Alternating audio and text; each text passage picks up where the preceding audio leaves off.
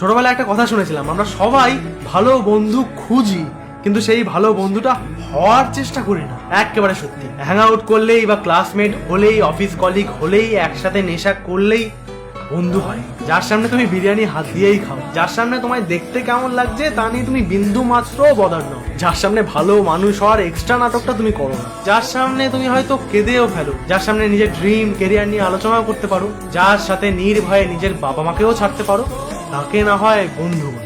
ও আমার জন্য কি করেছে? এটা একটা ছোঁয়াচে রোগ। সরি ভাই, ক্যালকুলেটর নিয়ে তো বন্ধুত্ব করিনি। প্রতিটা ফ্রেন্ড গ্রুপে এমন একজন থাকে না যার সাথে বাড়ির গার্জিয়ানরা মিশতে বারণ করে? স্কুলের সময় সেই বন্ধুরা ছিলাম আমি।